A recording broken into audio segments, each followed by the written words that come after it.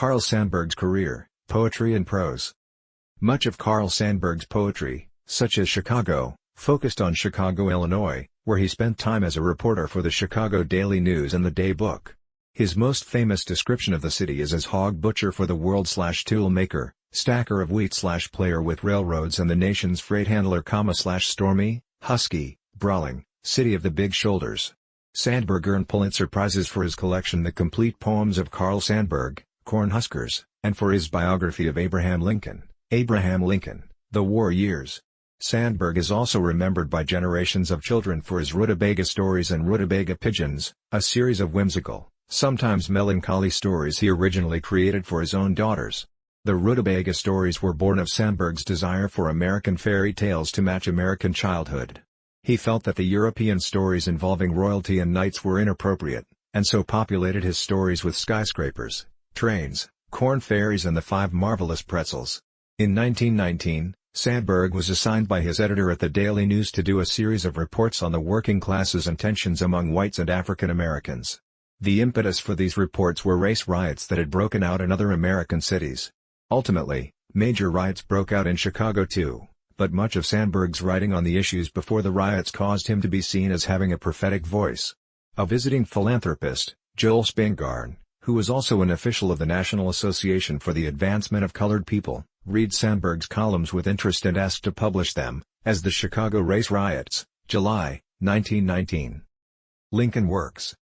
Sandburg's popular multi-volume biography Abraham Lincoln, The Prairie Years, 2 volumes, 1926, and Abraham Lincoln, The War Years, 4 volumes, 1939, are collectively the best-selling, most widely read, and most influential book about Lincoln.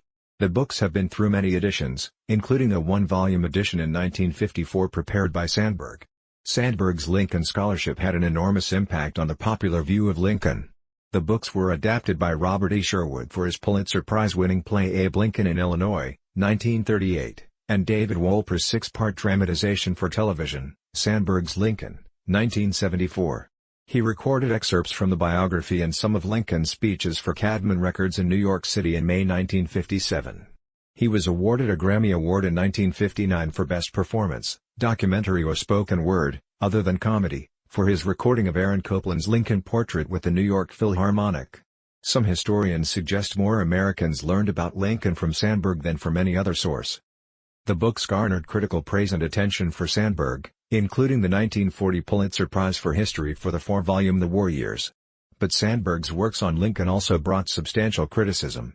William E. Barton, who had published a Lincoln biography in 1925, wrote that Sandburg's book is not history, is not even biography because of its lack of original research and uncritical use of evidence, but Barton nevertheless thought it was real literature and a delightful and important contribution to the ever-lengthening shelf of really good books about Lincoln. Others criticized Sandburg's failure to document sources and factual errors. Others complained The Prairie Years and The War Years contain too much material that is neither biography nor history and is instead sentimental poeticizing by Sandburg. Sandburg may have viewed his book as an American epic more than as a mere biography, a view mirrored by other reviewers as well. Folk music.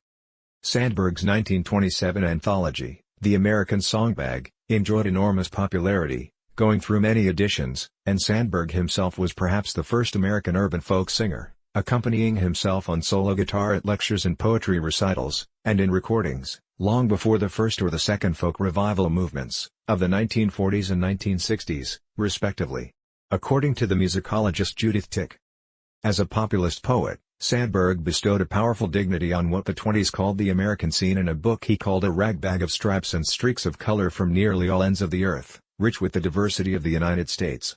Reviewed widely in journals ranging from the new masses to modern music, The American Songbag influenced a number of musicians. Pete Seeger, who calls it a landmark, saw it almost as soon as it came out. The composer Elie Siegmeister took it to Paris with him in 1927, and he and his wife Hannah were always singing these songs. That was home. That was where we belonged. Film.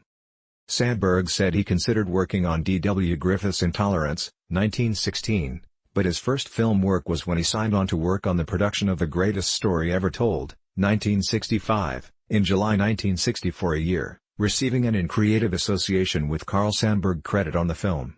Thank you for learning about Carl Sandburg, compliments of Wikipedia. What other American literary figures would you like to learn about?